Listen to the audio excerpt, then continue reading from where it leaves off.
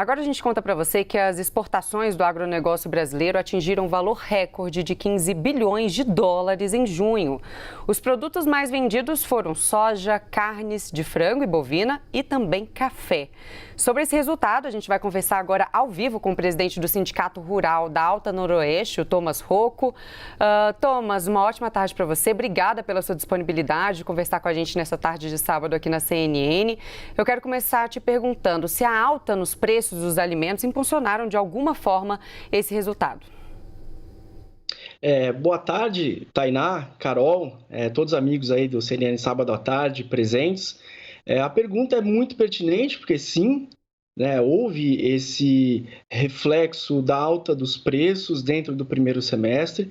Então, quando a gente olha para trás, a gente pensa em alta volatilidade, Então, nós, produtores rurais, nós estamos tendo cada vez mais que exercitar o nosso planejamento e a nossa gestão dentro das propriedades para que a gente possa manter as rentabilidades nossas dentro da propriedade. Então, nós tivemos aí uma questão de uma oferta dos cereais menor do que nós tínhamos, então estoques de passagem, tanto aqui no Brasil quanto nos Estados Unidos e nos principais players menores.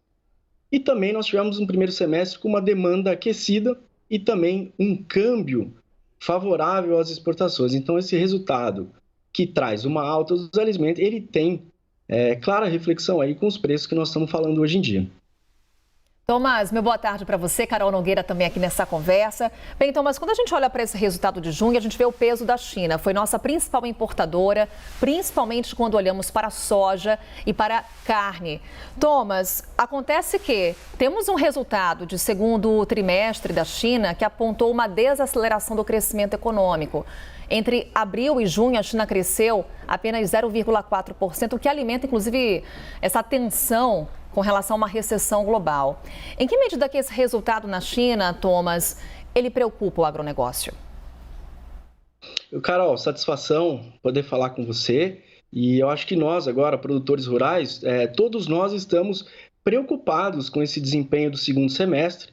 Então, nós estamos nos preparando para semear uma nova safra de soja em meio a grandes volatilidades, quer sejam elas por demanda. Então, quando a gente fala de China, o nosso principal cliente global de soja, a gente fica preocupado, mas quando a gente olha aqui para dentro do país, nós temos uma questão dos insumos. Então, da alta dos preços e da disponibilidade que o produtor rural tem tido de ter esse insumo dentro da propriedade, na janela favorável para que a gente possa semear a safra de soja. Então, à medida que tivermos um bom primeiro semestre, nós estamos preocupados como vai ser esse desenrolar do segundo semestre. Então, produtor rural aí, muito planejamento e gestão no teu radar, porque vai ser necessário.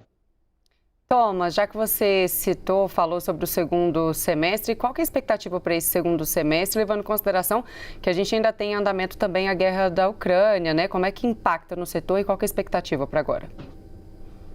Tainá, nós estamos olhando o segundo semestre e acho que houveram esforços do governo federal para que a gente possa ter recurso disponível, então, para que o produtor faça a aquisição dos insumos. E aí a missão dele é ser estratégico na aquisição dos insumos, para você não ter problema de ter a janela favorável para plantio e não ter a disponibilidade desse insumo. Então, quando a gente olha que vamos poder semear uma safra com adubo, com defensivos, isso nos dá o norte de que a gente pode sonhar com boa produtividade. Mais do lado mercadológico, então, quando a gente fala de oferta e demanda, nós temos esse cenário de guerra, Ucrânia e Rússia mexendo com as estruturas desse nosso mercado, então a gente fica preocupado, mas aí o produtor rural ele tem na mão dele ferramentas de gestão que possibilitam ele se defender dessas oscilações de preço. Então, acho que aí é fundamental que ele esteja mais atento ainda do que sempre esteve. Nós vamos ter um segundo semestre de grandes desafios aí pela frente. Então, mas a gente olhou bastante aí para o mercado externo, mas queria olhar ainda mais aqui para o Brasil, porque quando a gente olha o PIB do primeiro trimestre, a agropecuária ela teve um resultado de queda.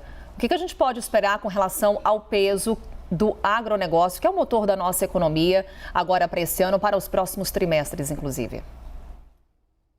Carol, nós podemos esperar assim, o produtor, ele é um guerreiro, então ele vai semear a safra, ele vai engordar o gado dele, o suíno, o frango, então a gente não precisa se preocupar com relação à oferta dos alimentos. Isso o produtor vai tomar a lição de casa dele e vai fazer agora, vai assumir um risco, né? Nós temos algumas culturas dentro do país que estão tendo um bom desempenho, mas o que tem acontecido? A rentabilidade dos produtores tem sido pressionada por conta da alta dos insumos. Então, ele está entrando num cenário que ele não sabe como ele vai sair lá na frente. Então, a oferta dos alimentos nós vamos ter.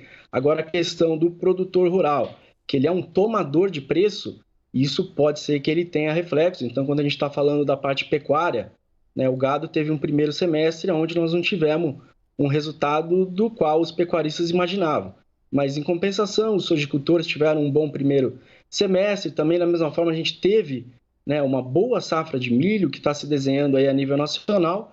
Então, são as oscilações do mercado. Alguns têm ido bem e alguns não estão indo tão bem.